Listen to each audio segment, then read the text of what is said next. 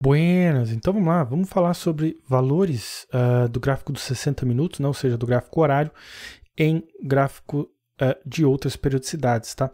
Mas antes de mais nada, como sempre, né, não se esqueça, deixa um like se puder, se quiser, se gostar, que ajuda a gente bastante, se inscreva no canal aí, né, para ajudar com os algoritmos do YouTube. E como sempre, os links importantes, né, mais importante o repositório de códigos, scapp.link/códigos, grupo do Facebook e, como sempre, na dúvida, www.scapp.link, e aí tem todos os links importantes e úteis lá que a gente tem para oferecer, legal? Então, beleza, então vamos começar. Legal, então a dúvida lá no nosso grupo do Facebook foi basicamente essa, né? Foi postado, é possível pegar a high, ou seja, a máxima, né, do candle de 60 minutos dentro do gráfico de 5 minutos? E aí, né, as pessoas comentaram aqui, deram sugestões, né, ideias, então vou falar um pouquinho sobre essas ideias, né, alguns problemas que elas podem ter, né? Mas eu quis apresentar então para vocês aí algumas alternativas, duas alternativas, né, duas possibilidades aí de tentar resolver esse problema. Então, vamos lá. Como é que a gente pode fazer? Primeiro, vamos dizer assim, primeira solução, né, método que a gente pode utilizar, e foi algo que comentaram justamente lá nos comentários, né, do post, né, que seria pegar, basicamente, né, se você imaginar que um gráfico de 60 minutos, né, se a gente estiver falando em 5 minutos, né? Basicamente, eu preciso de 12 candles, né, de 5 minutos para representar um gráfico de 1 hora, né, de 60 minutos. Né? E tudo bem, isso faz sentido. Né? Num gráfico de 5 minutos, eu pego 12 barras, né? Isso representa, na verdade, um período de 1 hora. Então, a primeira sugestão que deram lá foi, eu poderia usar a função highest, né, de 12 períodos, né, do preço ou valor que você queira observar, para pegar o maior valor. E aí eu também mostrei aqui, né, eu vou mostrar a highest e a lowest, né, poderia ser então o maior e o menor valor, né, dos 12 minutos. Qual que é o problema com isso? Então, se a gente observasse aqui, eu vou pôr aqui nos 5 minutos. Se eu vamos pegar aqui 15 horas, né? Se eu olho 12 candles para trás, é verdade, né? Eu vou pegar, então vou marcar aqui o das 14 horas, né? Então se eu contar aqui 1, 2, 3, 4, 5, 6, 7, 8, 9, 10, 11, 12, né? Esses 12 candles aqui, a partir das 14, representam 1 hora. Qual que é o problema? Isso vai funcionar bem, né, se eu estiver fazendo esse cálculo exatamente aqui, né, nas 15 horas, né? Porque daí eu vou olhar para trás, vou marcar aqui 15 horas, né? Eu vou olhar 12 períodos, 12 barras para trás, e aí tenho realmente esse período.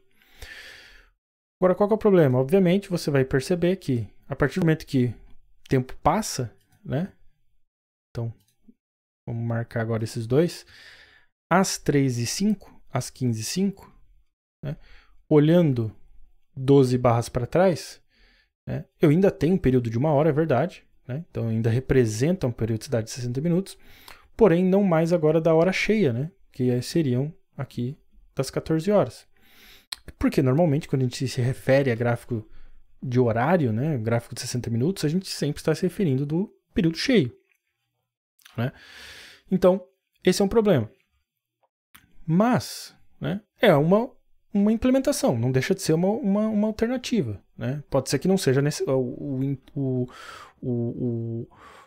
o adequado para a sua necessidade, né, ou para uma necessidade específica, mas não deixa de ser uma implementação. Então, a primeira coisa que eu vou fazer é mostrar justamente essa implementação com algumas alterações, né? E depois eu mostro onde a gente pode tentar resolver esse problema da hora cheia, né? Onde aí sim a gente vai pegar sempre no contexto de 60 minutos, né, na hora cheia, beleza? Então vamos lá. Então vamos começar vendo essa primeira implementação. Bom, o que eu tenho aqui? Eu deixei um código meio mais genérico possível, tá? Para você poder justamente fazer adaptações dentro do que você precisar.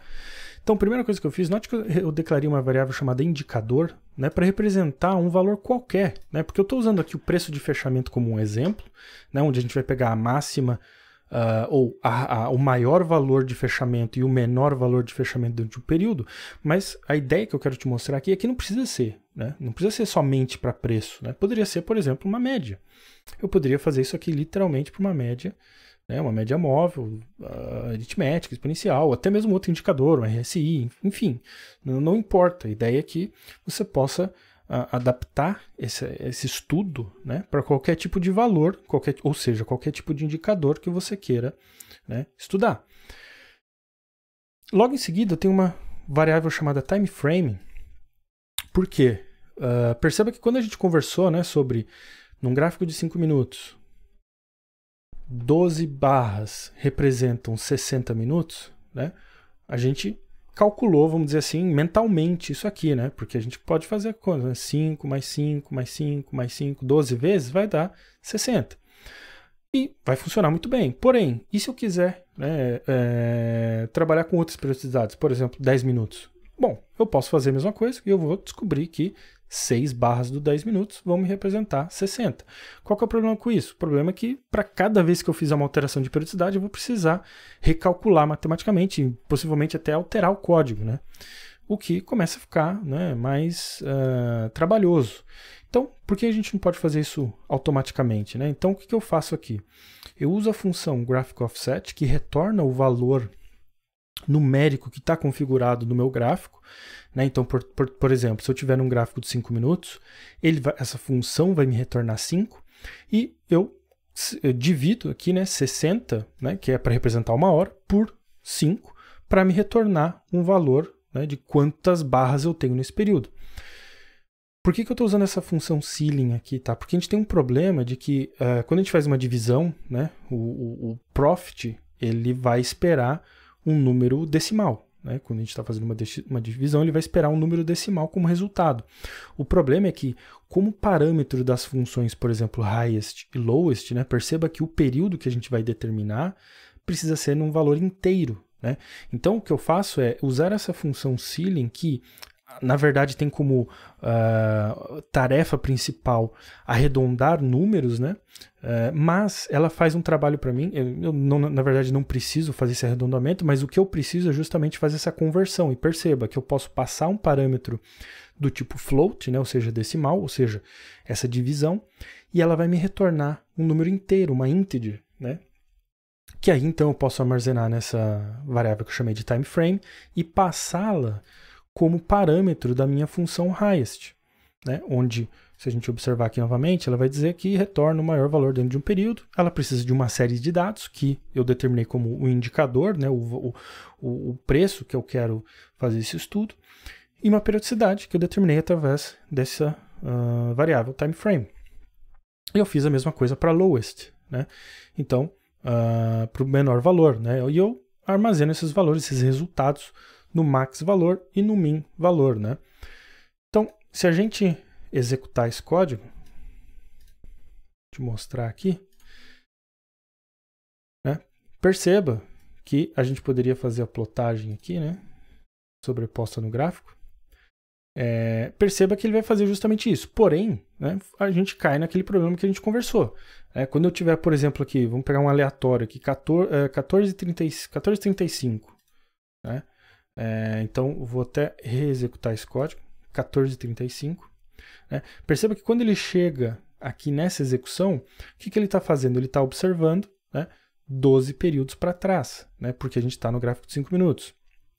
Então, ele vai buscar esses valores de máxima e mínima do preço de fechamento, né, nos últimos 12 períodos, né, que aí seriam aqui das 2:35, né, seria até a 1:35. Né? Outra coisa que eu queria te mostrar perceba que aquele nosso cálculo, né, só queria te mostrar aquele nosso cálculo de time frame acontecendo, né? Como a gente está num gráfico de 5 minutos, né, a gente precisa de 12 barras para representar uma hora. Se a gente tivesse, por exemplo, num gráfico de 15 minutos, e aí eu vou pegar aqui um horário qualquer e vou executar de novo, né, perceba que agora a gente precisa de 4 barras, né? 4 períodos para representar 1 hora dentro do gráfico de 15 minutos. Então, né, ele faz esse cálculo para nós automaticamente, a gente não precisa ficar especificando toda vez, né? Ah, não, agora são 5 barras, agora são 4 barras, agora são 10 barras, né? Ele faz esse cálculo para nós automaticamente, beleza? Então essa é uma das implementações, como a gente falou, tem um problema, né? Vamos tentar resolver esse problema, mas não deixa de ser uma implementação válida, né? Bom, então vamos ver então a próxima implementação. Só uma observação, né? Importante fazer antes da gente continuar, é que observe que quando a gente está fazendo a divisão aqui em 60 por o gráfico offset, a gente tem que subentender que o período que a gente vai estar estudando é menor que 60 minutos. Né? Nesse cálculo aqui não vai funcionar. Por exemplo, se eu quiser os valores do gráfico de 2 horas observar dentro do gráfico de 60 minutos, aí a metodologia teria que ser diferente, né? Porque a gente está trabalhando com um período maior do que a gente tem como referência. Né? Então, a gente tem sempre que trabalhar nessa direção. Né? O período que a gente está estudando vai ter sempre que ser menor que o período de 60 minutos. Tá? Por exemplo, se fosse um gráfico diário, também teria que ser adaptado, né, de forma diferente para o fato de ser um gráfico diário. Tá? Dependendo do que fosse necessário para o gráfico diário, tá? Teria que fazer algumas adaptações. Tá? Então, esse código especificamente não funciona diretamente para questões de gráfico diário. Tá? Se houver interesse, deixe aí nos comentários, a gente pode desenvolver alguma coisa especificamente para o gráfico diário, beleza? Então vamos ver aquela nossa segunda implementação que eu prometi, que vai pelo menos tentar resolver esse problema aqui, né, da hora cheia. Legal, então vamos ver a segunda implementação. Vou só abrir aqui um pouquinho para ver algumas diferenças que a gente fez no código, né? Então perceba que a gente continua basicamente com a mesma intenção aqui, né, de usar um indicador genérico, um valor genérico para fazer esse cálculo. A gente continua fazendo o mesmo cálculo de time frame, né, para determinar quantas barras a gente precisa dentro de uma periodicidade específica, né, por exemplo, 15 minutos, para representar 1 hora. E logo em seguida, o que eu faço aqui é calcular através da função mod. Tá? Então a gente vai ver aqui, ó, que ela retorna o resto da divisão de 2 números. Né? Então o primeiro número é o número que a gente está dividindo e o segundo número é o seu divisor. Tá? E aí eu armazeno isso numa variável chamada minutos. E note que ela retorna um número inteiro, porque é o resto da divisão, não é o resultado de uma divisão. Tá? Então o que eu estou fazendo aqui? Quando eu estou passando para esse mod, tá? E normalmente ele é representado como em programação, né? Com um caractere do percentual, né? Dividido por 100, perdão, dividido não, né? Quando eu tiro esse módulo, né? O resto que é o que me interessa aqui. Por quê? Se a gente observar primeiro o que time faz, né? Time retorna a hora de abertura da barra atual, né? E a gente já viu que ela retorna num formato que a gente chama de o formato Easy Language, né, que não deixa de ser de um formato militar, né, onde as horas são representadas num espectro, né, partindo de 000, representando meia-noite, né, 0000, até 23h59. Né? Então, esse é o formato de hora, chamado de hora militar. Né? Então, por exemplo, para representar 1 da manhã, você representaria assim, 1 da tarde, assim. Então, esses são números inteiros, né, que representam aí o horário de abertura da barra. Então, o que eu estou fazendo com esse cálculo aqui? Né? Porque perceba que logo em seguida eu pergunto se minutos igual a 0. Né? Porque se eu quero considerar horas cheias, né, basicamente, então se a gente considerar, né, normalmente horários de operação de mercado, então eu estou interessado, por exemplo, né, nas barras de 9 horas, 10 horas, 11 horas, né, 12, e assim por diante, até dependendo do ativo e do momento, né, do ano, né, em relação ao horário de verão, às vezes 17 horas, às vezes 18 horas, dependendo do horário que o mercado fecha, né, naquele determinado período. Qual que é a similaridade entre todos esses valores de hora cheia? Né? São justamente o fato de que nos minutos a gente sempre tem 00, né? Porque uma hora cheia vai ser sempre representada pelo número da hora, né? No formato militar, né? Que a gente falou, 9, 10, 11 e assim por diante, e os minutos 00. Então, quando eu pergunto aqui o time, que é uma função nativa que retorna a hora da abertura da barra, né? Dividindo esse valor por 100, e se o resto dessa divisão for 0, né? Portanto, note que, né, o resto da divisão é armazenado aqui em minutos. Quando minutos for 0, que são essas ocasiões aqui, né, vamos dizer assim, esses casos, eu tenho uma hora cheia, né? E é aí que eu faço esse cálculo, né, o mesmo cálculo que a gente fez anteriormente, o máximo valor, o mínimo valor, né, da highest, da lowest, né, do indicador que a gente determinar, daquele mesmo time frame. Só que qual que é a diferença agora na prática, né? Se a gente executar esse código, eu coloquei uma coloração justamente para representar visualmente, vou até tirar aqui o indicador só para não atrapalhar, porque não é tanto importante o valor aqui, né? Eu quero mostrar, então vamos voltar para o gráfico de 5 minutos, eu quero mostrar justamente a ideia, né? É que a cada hora cheia, então eu posso marcar aqui, ó, isso aqui, que horas aqui, ó, 15, 16, opa, marquei errado aqui, 17. Então, perceba que todos os candles amarelos, né, são horas cheias, né, porque eu coloquei aqui o paint bar amarelo, né, quando justamente minutos é igual a 0. Né? Então, basicamente, o que vai acontecer é, se a gente executar esse código, agora com os breakpoints, né, toda vez que ele chegar numa hora cheia, ele vai olhar 12 períodos para trás, né, que agora sim representa uma hora cheia, porque o 13º aqui, né, seria o das 13 horas. Né? Então, agora sim a gente está estudando os valores, né, da hora cheia. Né? Então, quando ele retorna aqui o maior valor e o menor valor, no caso aqui do preço de fechamento, né, neste momento, ele está retornando da hora cheia, né, que é normalmente como a gente trata esse tipo de cenário. Né? Quando a gente fala de gráfico de 60 minutos, novamente, né, a gente está sempre se referindo à hora cheia. Né? Então, se eu executar novamente, né, a gente está sempre indo, né, de hora em hora. Né? Então, eu poderia usar essa mesma metodologia, né, para qualquer outro tipo de cálculo ou estudo que eu precise fazer que leve em consideração apenas, né, horas cheias.